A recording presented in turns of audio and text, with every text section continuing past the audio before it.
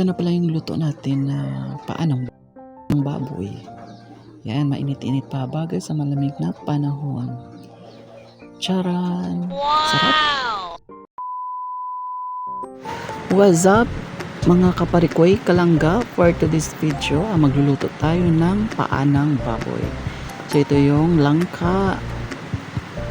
Yan, natadtad na natin yung paanang baboy. Sarap-sarap naman ito. Alam natin. So lagyan natin ng ng dahon ng masam-asim, tapos batuan. Ngayon igigisa na natin yung luya. Sunod natin yung bawang sa sibuyas. Ayan, mekos-mekos lang natin.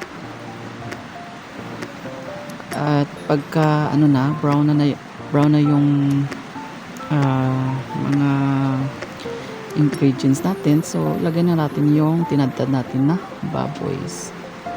So lagyan natin ito ng ng tatlong takal ng sabaw para masarap yung uram natin. So ito na yung luto natin. At sarap na bagay ito sa sa malamig na panahon ng sabaw. Anyways, nagluto pala ako nito kasi may pinagawa ako sa gilid ng bahay. Yung paglalagyan natin ng mag-aalaga pala ako ng ng baboy. So dahil failure tayo sa mga manok sa kaitik, dahil walang income ngayon, magagawa tayo ng paraan at mag-aalaga ng mga baboy. So try natin ang baboy kung dito tayo successful. So yung kapatid ko pala, sila yung nagkakuha ng mga ng mga bala sa sapa. Ito pala yung sapa sa gilid ng bahay. So kung gusto mo talaga gumawa ng bahay, walang problema sa balas. Dahil andito lang sa sapa yung balas na yan.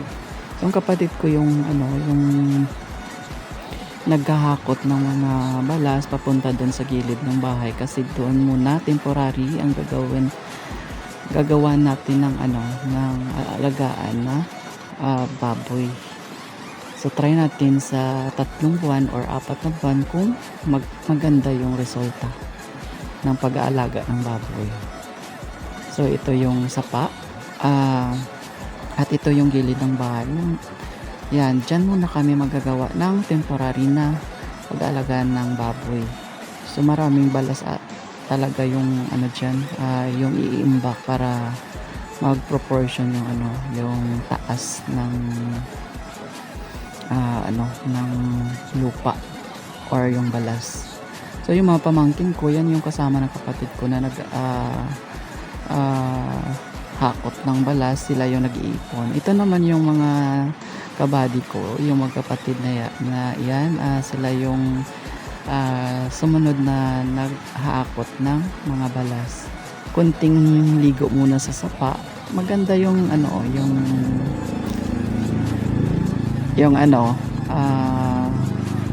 yung view kasi nakatapos lang yan ng ulan. So maganda na yung views. So sila yung nagkakuha ng mga ng mga balas.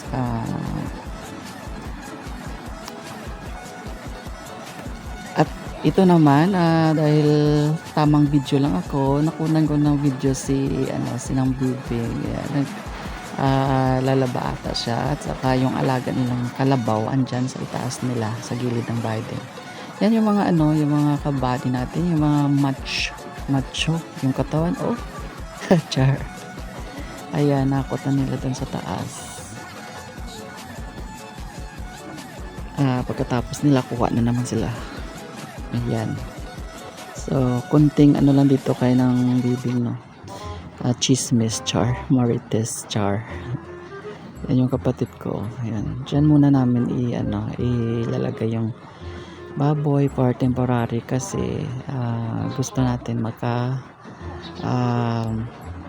yun pala, mga neighbor namin na mga kabataan, ligo sila sa sapa.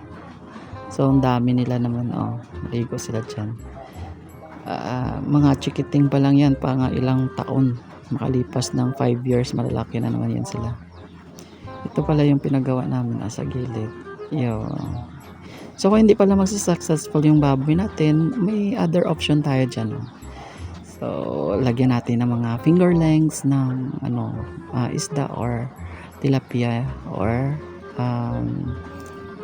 Taiwan. Yes, yan. Yung kapatid ko na nag-aakot din ng balas. Ayan.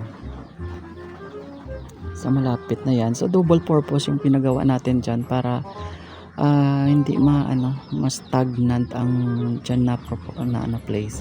So thank you for watching. God bless all.